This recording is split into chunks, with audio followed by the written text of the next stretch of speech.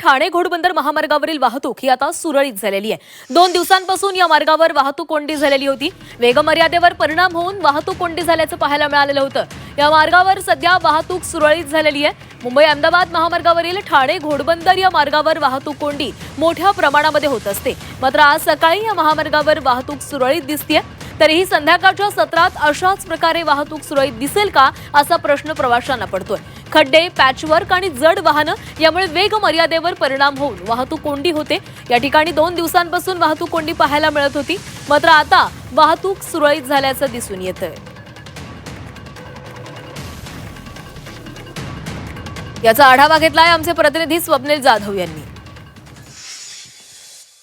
मुंबई अहमदाबाद राष्ट्रीय महामार्गावरील ठाणे घोडबंदर मार्गावरती नेहमी वाहतूक कोंडी होत असते। मी सध्या गायमुख या ठिकाणी आहे, घोडबंदर रोडवरती।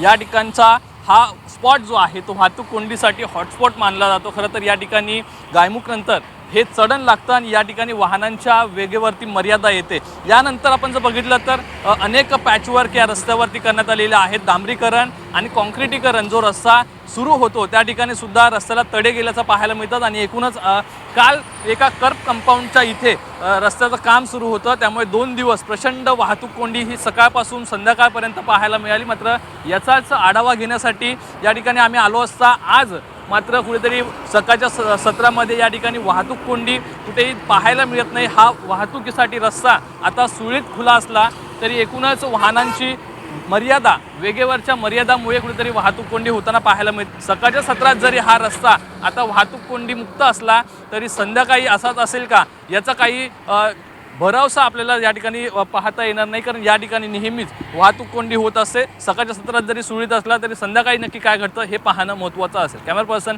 विद्याधर शिर्केसह स्वप्नील जाधव, G24 तास ठाणे।